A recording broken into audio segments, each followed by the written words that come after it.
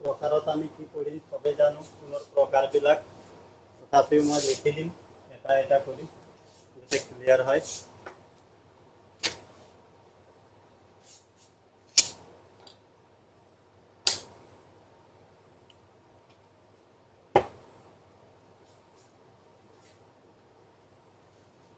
এতিয়া আমি পঢ়িম কোণৰ প্ৰকাৰ।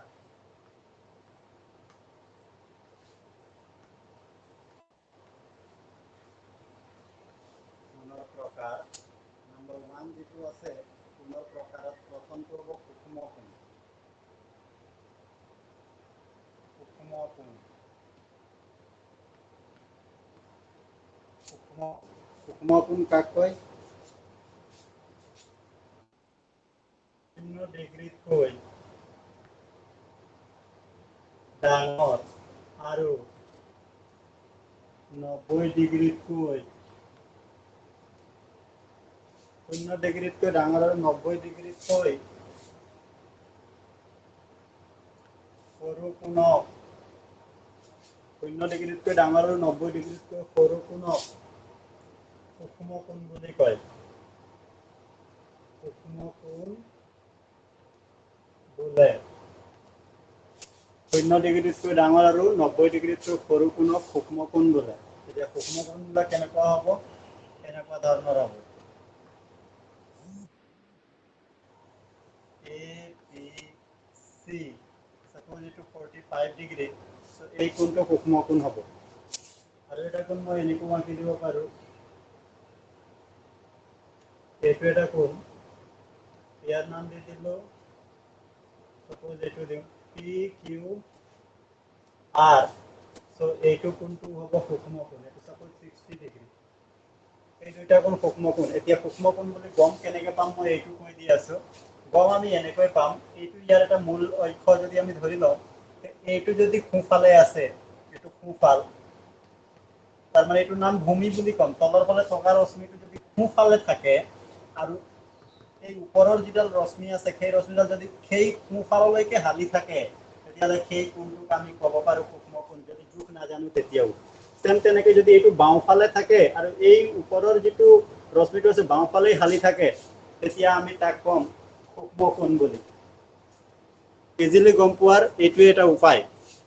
নেক্সট আমি ইয়াৰ পিছৰটো পঢ়িম। নেক্সট হৈছে ইয়াৰ মান মই এনেকৈ লিখি দিব পাৰিম, ইয়াত 0 ডিগ্ৰীতকৈ x লিখো, x ইকুৱেল এইটো, এইটো x ইকুৱেল এইটো। 0 ডিগ্ৰীতকৈ x 0 ডিগ্ৰীতকৈ ডাঙৰ আৰু 90 ডিগ্ৰীতকৈ সৰু, এইটো। ইয়াৰ পিছত নেক্সট আমি পঢ়িম নম্বৰ 2। ইয়াৰ পিছত 2 নম্বৰটো,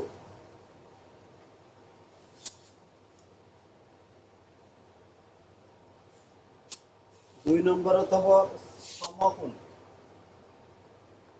সমকোণ। সমকোণ কাক কয়? 90 ডিগ্ৰী মাপৰ কোণক সমকোণ বুলি কয়। 90 ডিগ্ৰী মাপৰ কোণক সমকোণ বোলে। ইয়াৰ এনেকুৱা হয় গঠন, আৰ্হিটো এনেকুৱা ধৰণৰ হ'ব। এইটো মই y ইকুৱেল 90 ডিগ্ৰী লিখিব পাৰোঁ। ইয়াৰ উল্টাটো আমি এনেকৈ লিখিব পাৰোঁ, এইটো ABC দিলোঁ, PQR দিলোঁ, এইটো y ইকুৱেল 90 ডিগ্ৰী দিব পাৰোঁ। গতিকে ইয়াত আমি চিধা চিধি লিখিব লাগিব y ইকুৱেল 90 ডিগ্ৰী। এইটো হৈছে সমকোণ। এইটো হৈছে সমকোণ।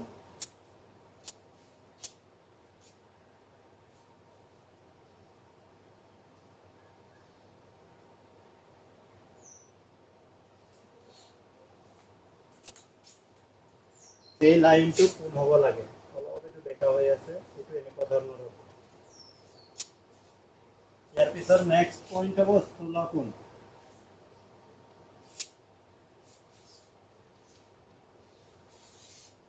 নেক্সট যেটো কোণৰ ভাগ আছে সেই কোণটো হ'ব স্থূল কোণ।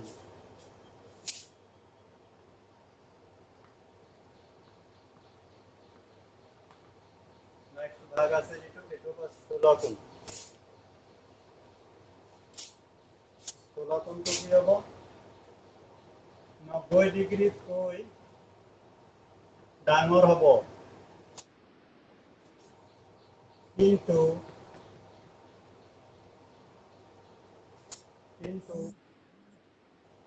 180 ডিগ্ৰীতকৈ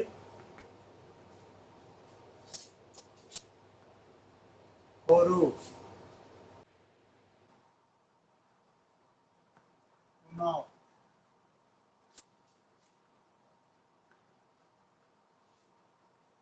স্থূল কোণ বোলে 90 ডিগ্ৰী ডাঙৰ কিন্তু 180 ডিগ্ৰীতকৈ সৰু কোণক স্থূল কোণ বোলে। ইয়াৰ পিছত নেক্সট কোণৰ ভাগ হ'ব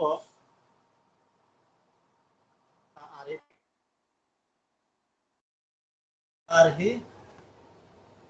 সূক্ষ্ম কোণত ইফালে হালি থাকে আৰু স্থূল কোণত উল্টা হালি থাকিব। এ বি চি ল'ব পাৰো আমি, ইফালেও আমি ল'ব পাৰো। 120 ডিগ্ৰী সাপোজ PQR ল'ব পাৰো। তো ইয়াত আমি লিখিব পাৰো 90 ডিগ্ৰীতকৈ ডাঙৰ x আৰু 180 ডিগ্ৰীতকৈ সৰু, এইটো হ'ব স্থূল কোণ। এইটো হ'ব স্থূল কোণ। মই ডাবল ডাবল ছবিটো এইটো কাৰণে আঁকিছো যাতে বুজিবৰ কাৰণে সুবিধা হয়।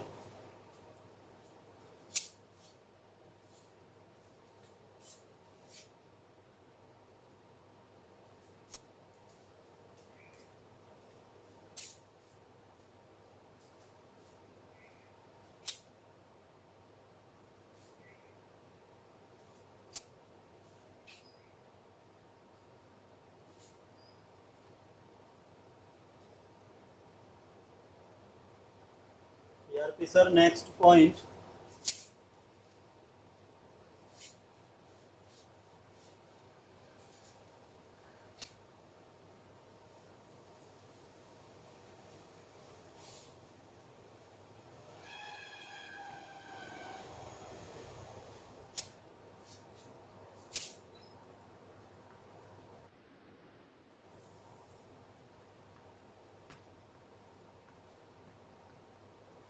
সৰল কোণ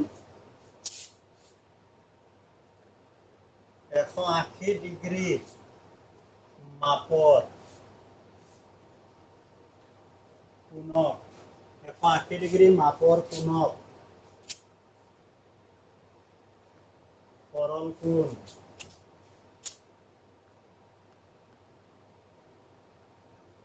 180 ডিগ্ৰী মাপৰ কোণক সৰল কোণ বোলে। এইটো ছবি এনেকুৱা হ'ব। ইয়াৰ মই এটাই দেখাম, এইটো 180 ডিগ্ৰী ABC, এইটো P সমান 180 ডিগ্ৰী। ইয়াত P সমান 180 ডিগ্ৰী। এইটো এটাই আঁকিছো। 180 যদি কোনো এটা কোণৰ মাপ যদি 180 ডিগ্ৰী হয় তেতিয়াহ'লে সেই কোণটোক আমি যদি কোনো এটা কোণৰ মাপ যদি 180 ডিগ্ৰী হয় তেতিয়াহ'লে সেই কোণটোক আমি কি বুলি ক'ম? সৰল কোণ বুলি ক'ম। কি হৈছে যদি মই নেক্সট কম, সৰল কোণৰ পিছত আমি নেক্সট কোণ পাম প্ৰবৃদ্ধ কোণ।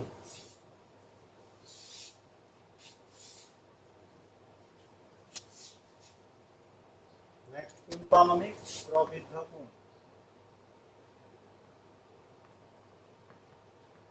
প্ৰবৃদ্ধ কোণ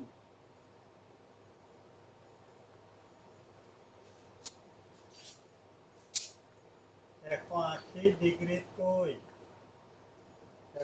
ডিগ্ৰীতকৈ ডাঙৰ,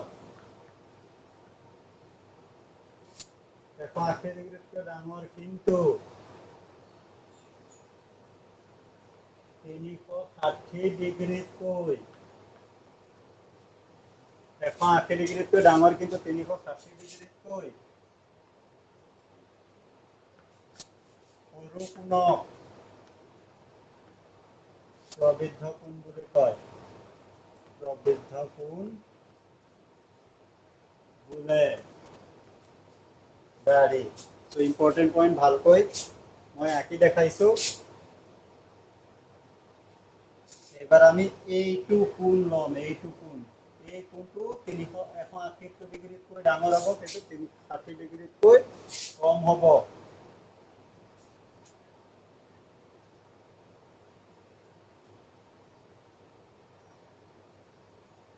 এই কোণটো মই কিউ বুলি লিখিছো, এইটো বি লিখিছো সাপোজ, আৰু এইটো লিখিলো সি, আৰু এইটো লিখিলো এ। ইয়াত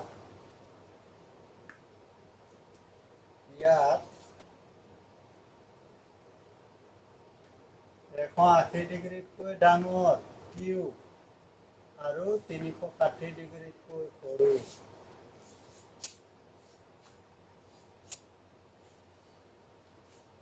180 ডিগ্ৰীতকৈ যদি ডাঙৰ হয় আৰু 360 ডিগ্ৰীতকৈ যদি সৰু হয়, এই কোণটোক আমি নাম দিম প্ৰবৃদ্ধ কোণ।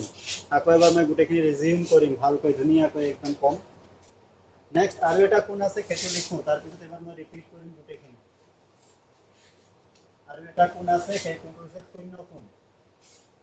জানি থলে হ'ল আৰু শূন্য কোণ।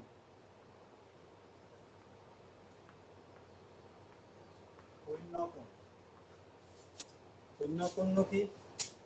0 ডিগ্ৰী মাপৰ আৰু মাপৰ কোণক শূন্য কোণ বোলে। 0 ডিগ্ৰী মাপৰ কোণক শূন্য কোণ বোলে। যেনে এইটো পাঁচ এনেকে টানি দিলো, এতিয়া এই কোণটো যিটো আছে এইটোক মই r = 0 লিখিলো। এইটো ইফালে আৰু নাই ইফাল সিফাল, ইয়াত r = 0 বুলি লিখিম, বাস হৈ গ'ল 0 ডিগ্ৰী। এইটো হৈছে শূন্য কোণ।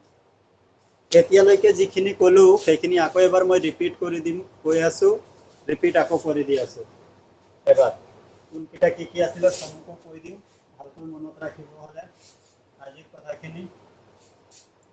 কোণৰ প্ৰকাৰত পঢ়িছিলো, প্ৰথম পঢ়িছিলো সূক্ষ্ম কোণ, দ্বিতীয়ত পঢ়িছিলো সমকোণ,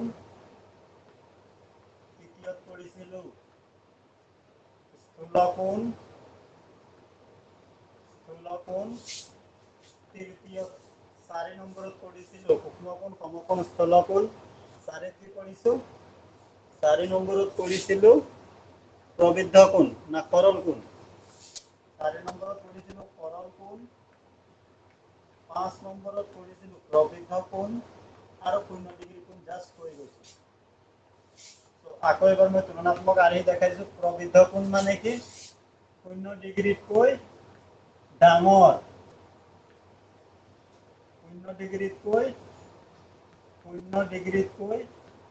ডাঙৰ হয় আৰু 90 ডিগ্ৰীতকৈ সৰু হয়। 0 ডিগ্ৰীতকৈ ডাঙৰ আৰু 90 ডিগ্ৰীতকৈ সৰু। স্পষ্ট আৰু এবাৰ লিখো মই ধুনীয়াকে ধৰিব পৰাকৈ। 0 ডিগ্ৰীতকৈ ডাঙৰ, 90 ডিগ্ৰীতকৈ সৰু। সমকোণ 90 ডিগ্ৰীৰ সমান, 90 ডিগ্ৰীৰ সমান হলে সমকোণ। 90 ডিগ্ৰীতকৈ ডাঙৰ, 180 ডিগ্ৰীতকৈ সৰু। সৰল কোণত কি পৰিব? 180 ডিগ্ৰীৰ সমান কোণ,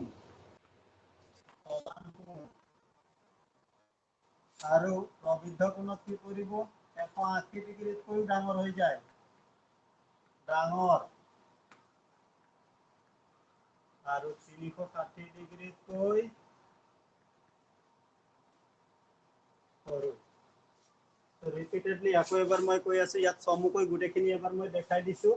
সূক্ষ্ম মানে 0 সৰু, সমকোণ মানে 90 ডিগ্ৰীৰ সমান, সেইবিলাক সূক্ষ্ম কোণ হয়। যিবিলাক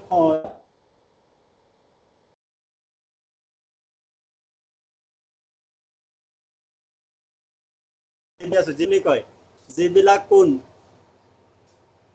90 ডিগ্ৰীৰ সমান হ'ব সিহঁতক সমকোণ বুলি কয়। যিবিলাক কোণ 90 ডিগ্ৰীতকৈ ডাঙৰ আৰু 180 ডিগ্ৰীতকৈ কম তাক কোৱা হয় স্থূলকোণ। 180 ডিগ্ৰীৰ সমান কোণক কোৱা হয় সৰল কোণ। 180 ডিগ্ৰীতকৈ ডাঙৰ আৰু 360 ডিগ্ৰীতকৈ কম তাক কোৱা হয় প্ৰবৃদ্ধ কোণ। এইটোৱে আছিল। নেক্সট ইয়াৰ পিছত আমি কি পঢ়িম? ইয়াৰ পিছত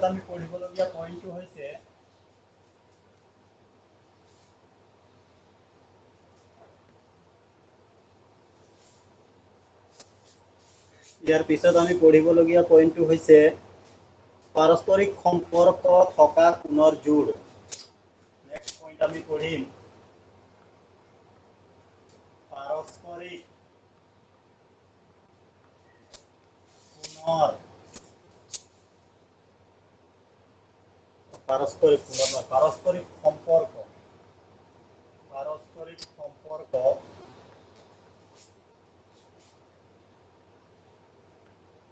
থকা কোণৰ জোড়। পাৰস্পৰিক সম্পৰ্ক থকা কোণৰ জোড়। পাৰস্পৰিক সম্পৰ্ক থকা কোণৰ জোড়।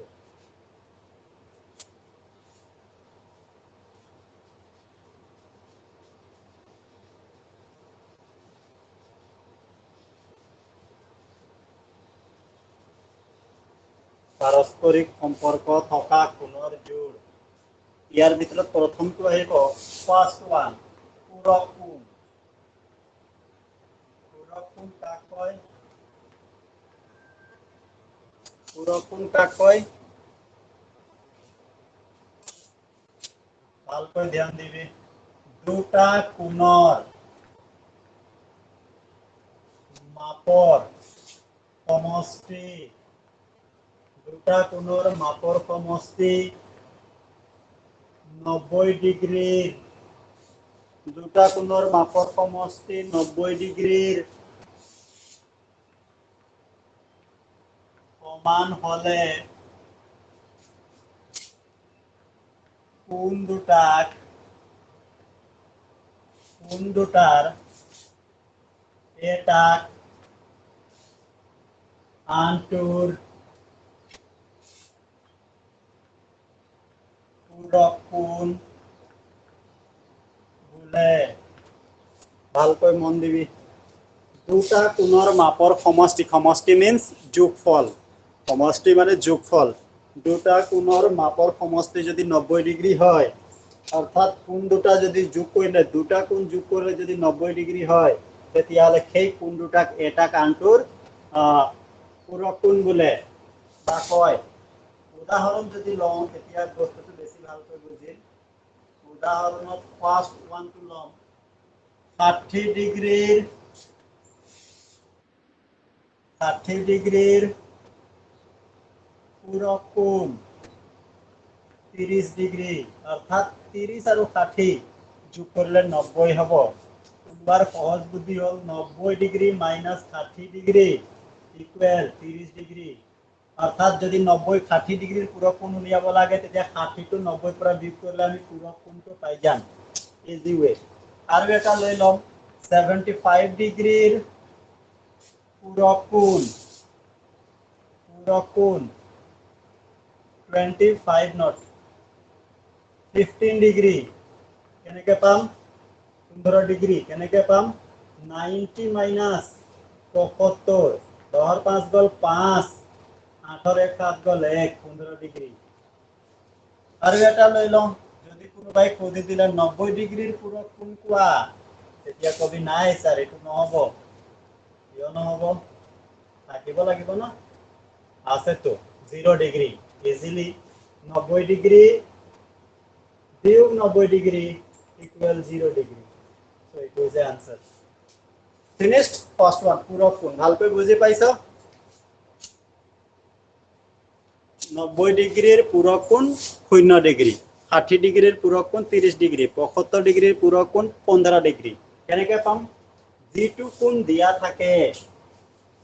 কোণ দিয়া থাকে আৰু যাৰ যিটোৰ পূৰক কোণ উলিয়াব লাগে সেই কোণটো 90 ডিগ্ৰীৰ পৰা মাইনাস কৰ আনসাৰ আহি যাব এইটোৱে হৈছে উপায় ইয়াৰ পিছৰ নেক্সট হৈছে সম্পূৰক কোণ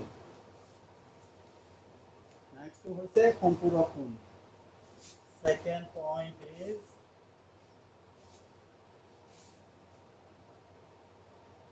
সম্পূৰক কোণ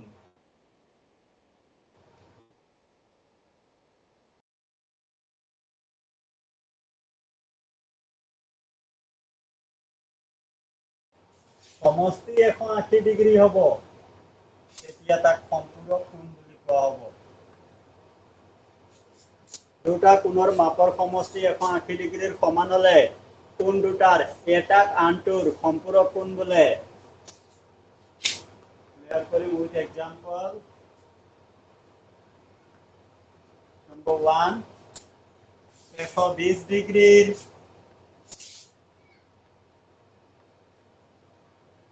সম্পূৰক কোণ 120 ডিগ্ৰীৰ সম্পূৰক কোণ 60 ডিগ্ৰী 2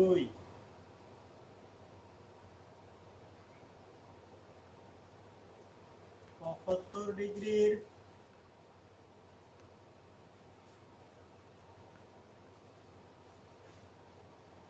সম্পূৰক কোণ 75 ডিগ্ৰীৰ সম্পূৰক কোণ কিমান হ'ব এইটো সিম্পল ওলোৱা বুদ্ধিটো কৰি দিব লাগিব ন 60 ডিগ্ৰী মানে 180 ডিগ্ৰী বিয়োগ 120 ডিগ্ৰী ইকুৱেল 60 ডিগ্ৰী ওলাইছে 175 কিমান হ'ব 105 ডিগ্ৰী কেনেকৈ ওলাব 180 ডিগ্ৰী বিয়োগ 75 ডিগ্ৰী ইকুৱেল 105 ডিগ্ৰী এনেকে আৰু যদি কোনোবাই আকৌ পাক লগাই খুজি 180 ডিগ্ৰীৰ সম্পূৰক কোণ তেতিয়া আকৌ পাকত কৰিবি কবি নাই স্যাৰ নাই yes আছে it's 0 ডিগ্ৰী মানে 180 degree minus 180 degree what will be the answer 0 degree এইটো সম্পূৰক কোণৰ কাহিনী শেষ ইয়াত এতিয়া আমি ৰেখা আৰু কোণ সম্পৰ্কীয় কিছুমান গুৰুত্বপূৰ্ণ সংজ্ঞাৰ বিষয়ে জানিম ধাৰণা জানিম এটা এটাকৈ যাতে স্পষ্ট হৈ যায় আৰু সমাধান কৰিবলৈ কোনো সমস্যাৰ সৃষ্টি নহয়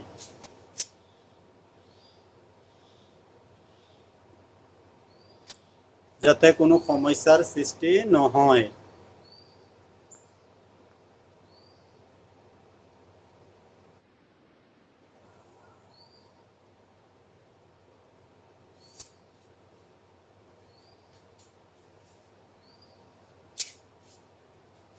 নেক্সট পইণ্টত আমি যাম আমি দুটা বিশেষ কৰি আৰু আছে এইখিনি আমি যেতিয়া প্ৰয়োজন হয় তেতিয়া জানিম আৰু সম্পূৰক আৰু পূৰক কোণ জানিলো ইয়াৰ পিছৰ নেক্সট আমি বাকিখিনি আমি কালি আৰু আৰম্ভ কৰিম কালি ডিসকাস কৰিম আজি এইখিনি ইমানতে থাকিব আৰু